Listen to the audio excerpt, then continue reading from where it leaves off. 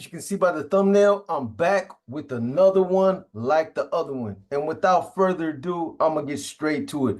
I know that there's been a lot of you guys that have been asking me to put something out on the NF, and this is my opportunity. And there's a reason why I'm putting this story out, and I'm gonna get into that. But there's a lot to talk about. There's a lot of different things that I'm gonna get into. So let me get into it. So before I get into the crux of this profile, let me tell you guys why I finally decided to put something out on this and why I finally decided to put it out now. There's actually two reasons.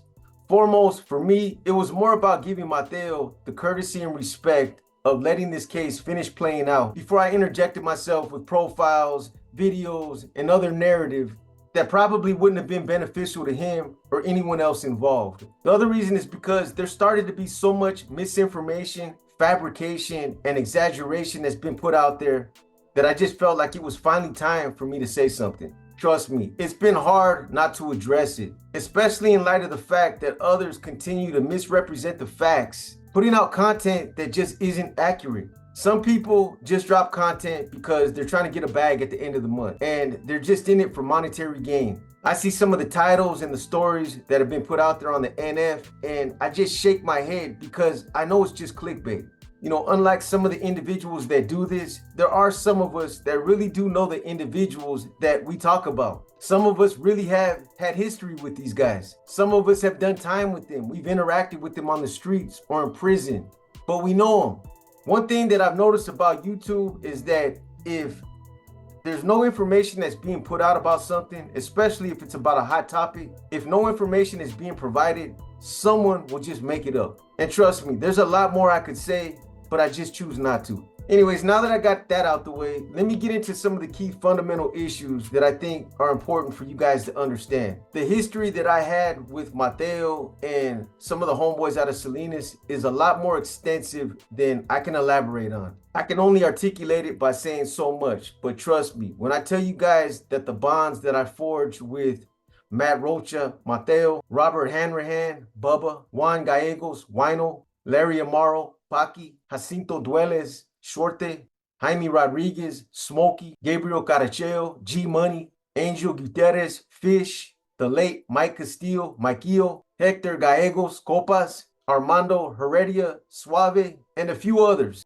were stronger than I had had with any of the other brothers I had from anywhere else out there, including a lot of homeboys from my own neighborhood. There was just something different about homeboys from Salas that I was able to identify with. The way that they programmed, the way that they took their commitment, the way that they represented themselves, the way they carried themselves, the discipline, the respect. We were like-minded in a lot of ways. You know, obviously, we were all connected initially based off of our affiliations and our commitments to the NF. That was the common denominator, and that's how we all met. That's how I met most of these guys, in prison. But the things that we would later become involved in would solidify these bonds and would go far above and beyond any commitment to the NF or anything else. You know, it's a lot different when you're out there moving with certain individuals and you're in the trenches with them and you're taking penitentiary chances and you get put in life and death situations.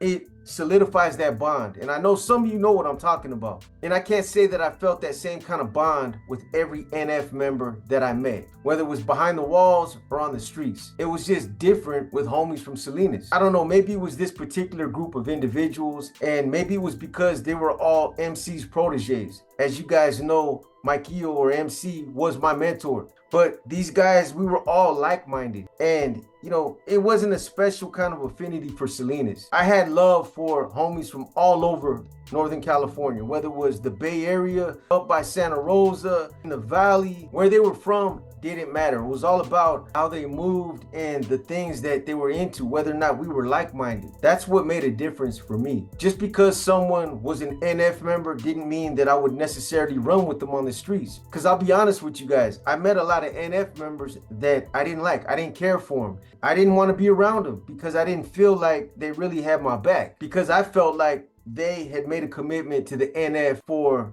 other reasons that weren't the same as mine. That's the best way I can describe it and the most politically correct way of saying it. I told you guys this in many of my profiles, in a lot of the stories that I put out, but at one point I was even living in Salinas. And in the course of living out there, I met a lot of these guys, their families, their personal families, their kids. When it was their kid's birthday, I would come by and drop off a present, or, when one of the brothers had an anniversary, I would come by and drop off an anniversary present. I got to know their family on a personal level. Sometimes it would be just to go by and have dinner with them, just to interact with them and their family. But these were personal relationships. As far as Mateo's family, I knew his whole family. I knew his dad, Silver Fox. I knew his mom, Maria. I knew both of his sisters. I knew some of his cousins, his nieces, his nephews. I've been around his whole family. And for a brief period of time, I was even in a relationship with one of Mateo's sisters. So trust me, we were close. And I would like to think that I was just as close to some of the other brothers out there, such as Bubba, Wino, Baki, Smokey, Chico, Boxer, Gabe Garacheo, and his brother Fish. So let me just say this. With respects to Mateo, I knew what his position was insofar as cooperating, and I was well aware of some of the choices that he was making when other people were still speculating about it. I already knew. Since the time that they've held Mateo in different county jails, I've been on the phone talking to him. I've talked to him many times. And up until now, there's never been a reason for me to put that out there. Anyways, getting into this, let me start with Operation Quiet Storm. I remember when Operation Quiet Storm first broke, and I remember when people were speculating about whether or not he was cooperating. In fact, a lot of my viewers were asking me to weigh in on certain things, and they wanted my opinion on different things that were happening at that time. About things like the political fallout between the state and federal factions, what was going to happen when guys like Chuco and Conejo ended up in federal prison, who was going to cooperate, and just a lot of different questions about the case. There were some things that I did answer, but for the most part, I avoided the topic and I just tried to leave it alone. And again, that was out of respect for Mateo and his family, as well as some of the other individuals that were caught up in that case. Anyways, for the purpose of putting all this in context, I still believe that it was Operation Black Widow and the Todd Ashker and Danny Troxel class action lawsuit that acted as the catalyst, or the first series of events that led things to where they are today. It caused a huge domino effect, and each intricate moving part, all the way down to timing, who was indicted, who landed where, and who was complicit in the NF's revolt, led to the perfect storm. When Operation Black Widow broke, I was obviously still on the streets. In fact, at that time, between 2000 and 2003, I was still living in Salinas and functioning in the Salinas regiment. And when I really had a chance to put everything in perspective, I knew that the effects of Operation Black Widow were going to result in far-reaching bad implications. In fact, I had premonitions about what was to come, and I seen the power struggle already formulated. In fact, I had premonitions about what was to come, and I seen the power struggle already formulating.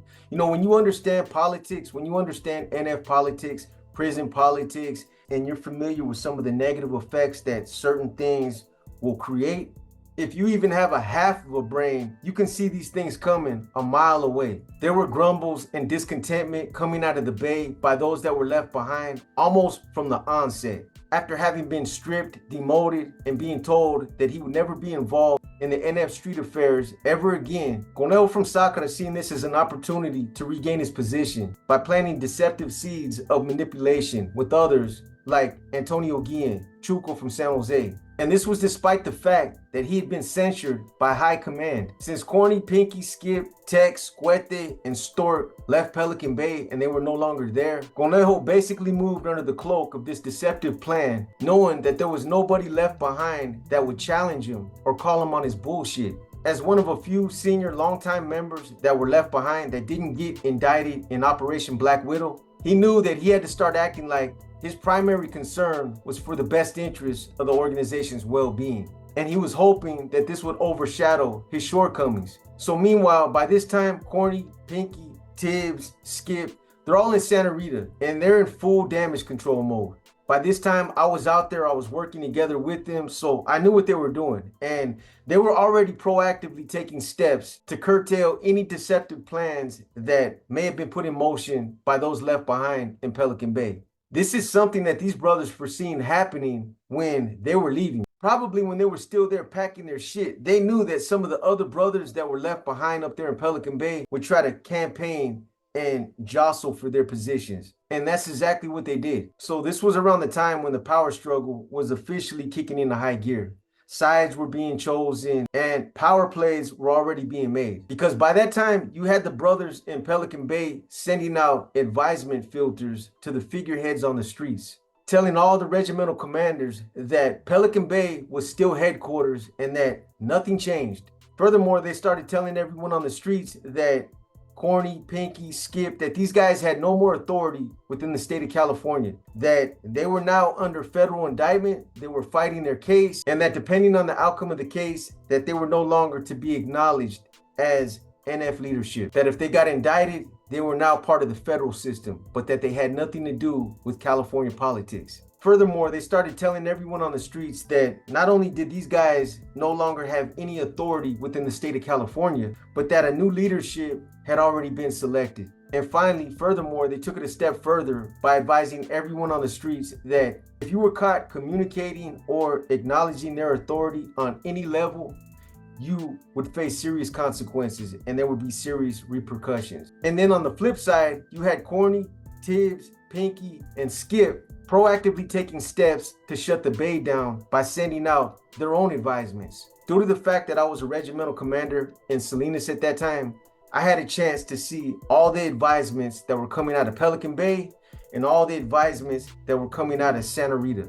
In fact, I was actually the first one to get some of those advisements whenever I would send my visitor up there and they had something coming out. There was a few of us at that time that had visitors going to Santa Rita to pull out either Pinky, Corny, Skip, or Tibbs. So it just depended on when they had advisements coming out and whose visitor got them. But whether it was me, Smokey, or Lancho's dumbass, or any of the other C's that had visitors going up there, there was a few of us that got to see those filters first. So most of us were well versed of everything that was going on at that time. Anyways, Corny, Pinky, Tibbs, and Skip, their advisements were basically saying the same thing as the Bays, but they were defending their position. They were advising everyone that they were still leadership, that nothing had changed, that the Bay was not headquarters, and that anyone who was caught acknowledging or taking directives from the Bay would face serious consequences. So we were getting it from both sides.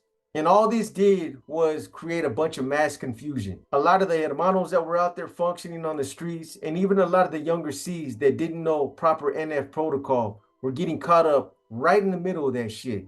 And then you had others who just played both sides in an effort to stay on good terms with everyone. You know, I know I told you guys about this in one of the past NF profiles that I did. I don't know if it was a profile that I did on Mad Dog, Corny, Skip, or just about the organization as a collective. At any rate, there was a profile that I did where I talked about having to go to Corcoran's shoe and strip the regimental commander at that time, which was Carlitos Terrazas from San Jose.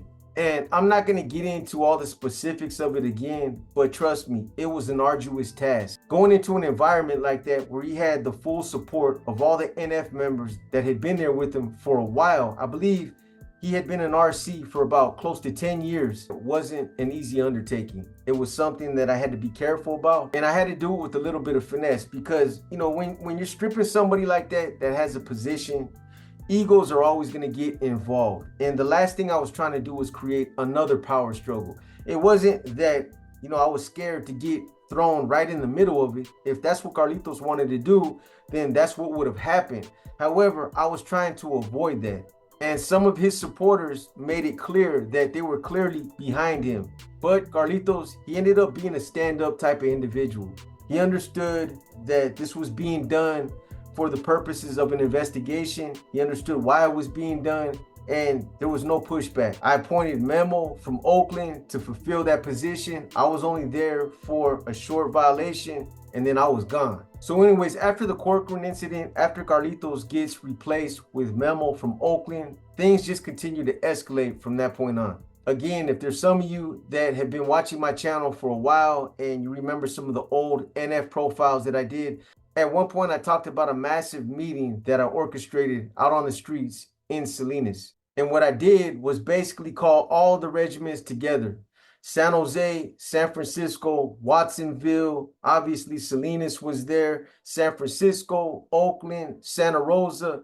There was about 7 or 8 different regiments that attended that meeting. And the whole purpose for me calling this meeting was to gauge the temperature and overall position of most of the carnales that were out there on the streets, and to also formulate some type of contingency for when shit started happening, because I didn't want everybody to get caught off guard. At that point, I had been around long enough to see power struggles and how ugly they can get, whether it was on the streets or behind the walls. So this was something that I didn't want to see happening on the streets. If a power struggle did ensue out there and there were other carnales that were pushing back against those of us that were following the federal system, then there was no doubt in my mind that I was going to be right in the thick of it. So again, I was trying to institute some type of damage control. You know, at that time, we're already out there dealing with Operation Black Widow, and then we get hit with Operation Valley Star, which was another effectuation that just contributed more to the chaos. You had a good chunk of C's from Salinas and the surrounding areas that got taken off the streets, and it also intensified the sides that were being taken with respects to the state and federal factions. You know, a lot of you that were living normal lives back then when all this was going on, you used to go home at the end of your workday and you were probably thinking about what you were going to do tomorrow to make your day easier, or what you were going to do tomorrow to make, your day a shorter day, or something related to work. At the end of my day, I used to think about NF politics, the political jostling and political maneuvering that most NF members and most Mexican Mafia members think about during the course of their day-to-day careers. Mateo was a focal point that I remember predicting was going to become a major problem. And this was something that I predicted on the streets, because at that time, these are things that I used to think about. I was still closely tied in to Mateo at that time. The ties that he had to Baki, Bubba, Wino, Smokey, G Money, and some of the other brothers out there in Salinas was strong enough. But the ties that he had to Corny, Pinky, Tibbs, Skip, and the rest of the NF leadership were going to cause a huge problem. I knew that Mateo couldn't function or survive in a state system that was in opposition to the federal system for too long. And I knew the same thing about BJ as well. The loyalty was too ingrained in both of these brothers. BJ, because of the way he was indoctrinated, and because I knew he understood the proper context in which the NF Constitution was drafted. And I'm not going to get into all the politics of it, but some people read the NF Constitution on its face and they think they know the proper interpretation, when in actuality, they don't. BJ was one of the few C's that I was confident knew the proper context or the proper interpretation of the NF Constitution. And I knew this because we had went over the Constitution when we were on the streets. But anyways, with respects to Mateo, more so with him, I'm not even sure if I'm putting enough emphasis on this or if I'm even articulating it right.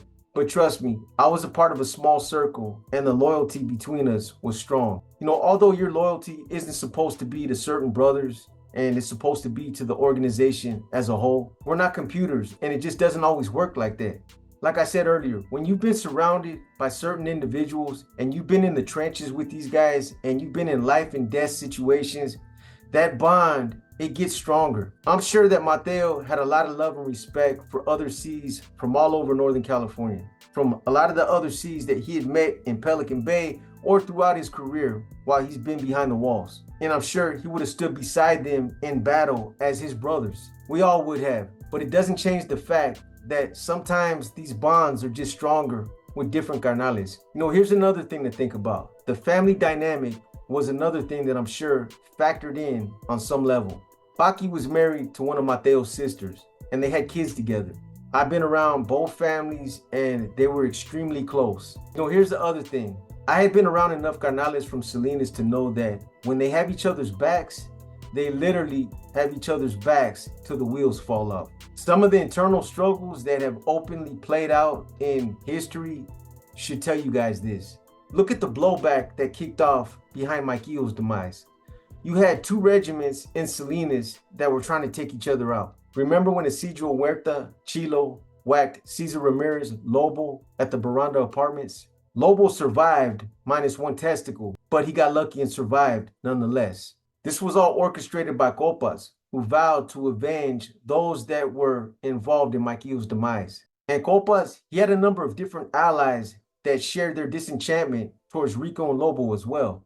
And one of those allies was none other than Mateo himself. The media even claimed to have known this by printing several articles that stated that the gunman, Chilo, who shot Lobo, was loyal to imprisoned NF gang leader Matt Rocha, and that the shooting was retaliation for the murder of Mike Castillo. Later, a crew of C's and NR members that were a part of Rico and Lobo's regiment were on their way to whack Copas. However, this plot was foiled.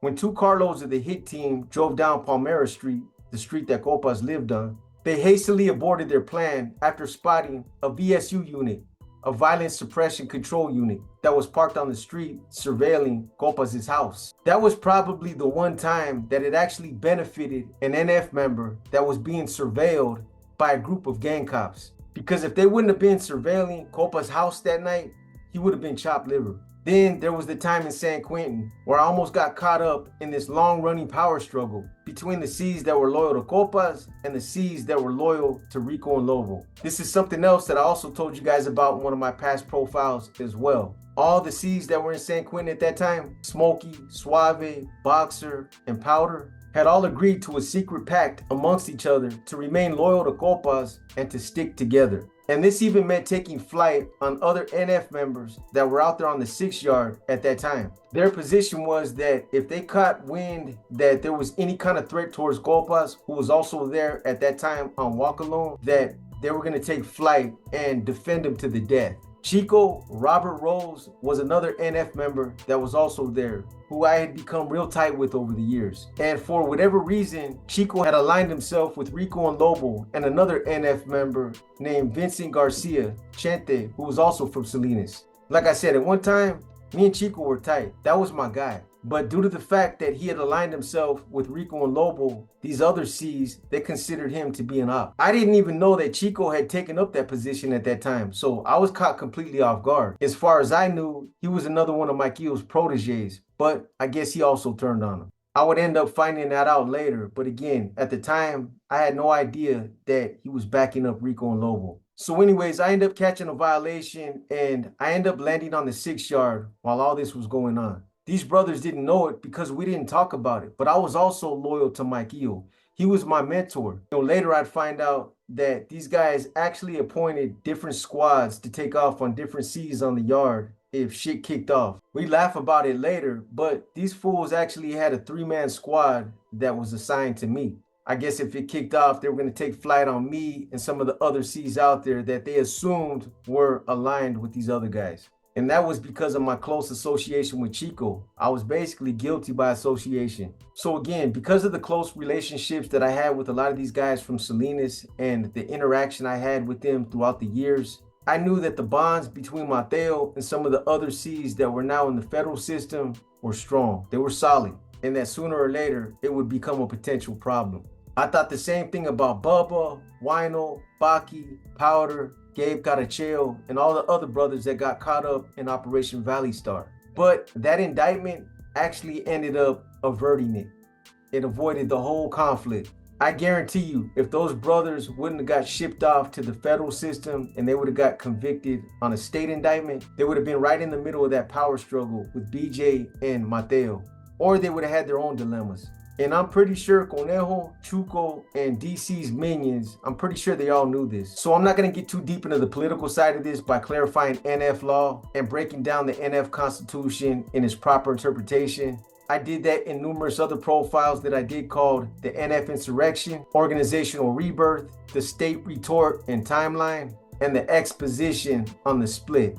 So if you guys are interested in that part of it, the political side of it, go back and watch those profiles. I break down the NF Constitution with regard to the contingencies NF leadership is supposed to operate under when the 3 governing bodies are under indictment as a collective, when they become incommunicado and can no longer effectively act as guardians for the organization, as well as the truth filter that was a major point of contention during the peak of the power struggle. So going back to that get-together that I arranged sometime between 2000 and 2001, all the C's that were present at that meeting were aligned and were on board with the federal faction. San Jose, Watsonville, San Francisco, Santa Rosa, Oakland, and of course Salinas were all present. So I gave everybody an opportunity to speak at that meeting and voice their position.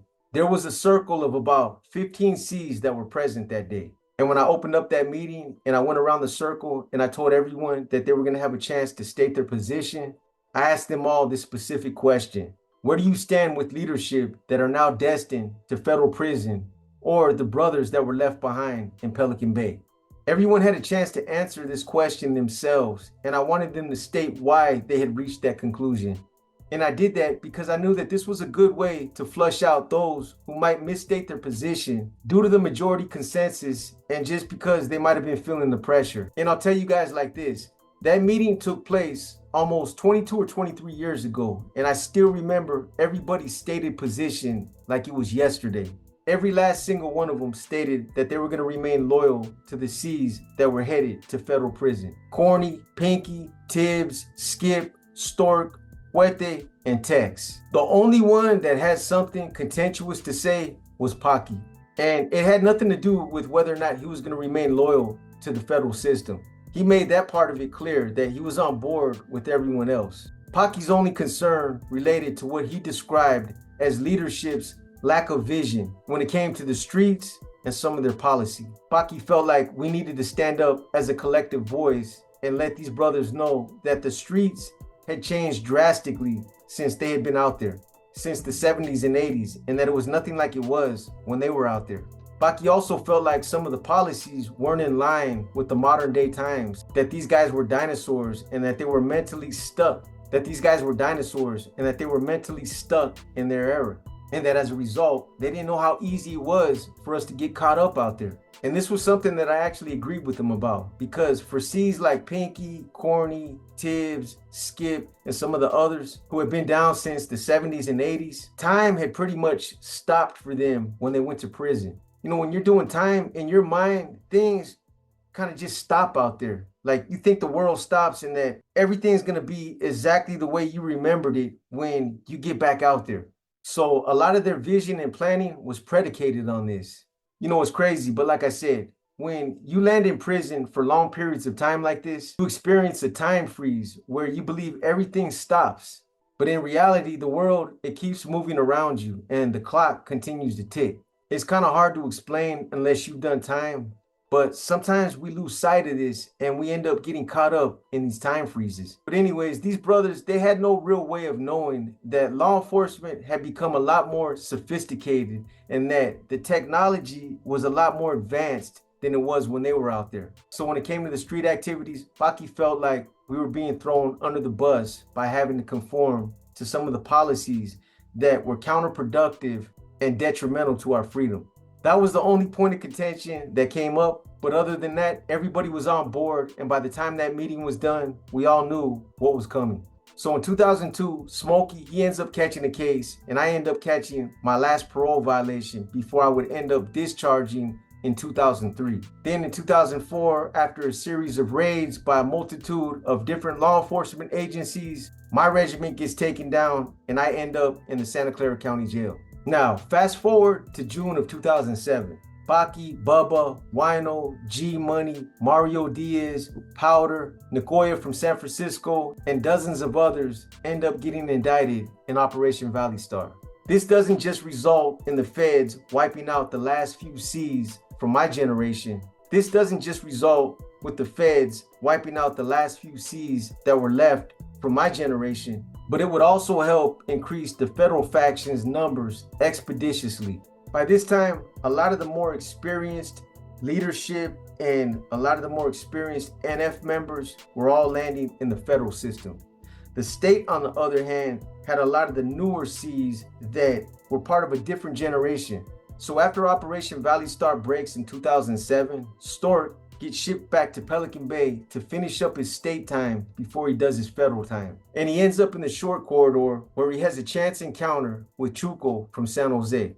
This is when the seeds of deception were first planted by a small group of treasonous, manipulative, renegade C's. Some of them are as follows: George Franco, Puppet from San Jose, Ronnie Cavazos, Styles from Modesto, Thomas Kent, T-Money from San Jose, Andrew Leck, Flaco from Salinas, Samuel Luna, Sammy from San Jose, Jerry Lord, Chino from Salinas, Guillermo Solorio Capone from Grifas, Ryan Robledo Turtle from San Jose, Trinidad Martinez Trini from Early Mart, Steven Trujillo Esteban from San Jose, and Juan Soto Drifter from Watsonville were all others who were complicit in the state-led agenda.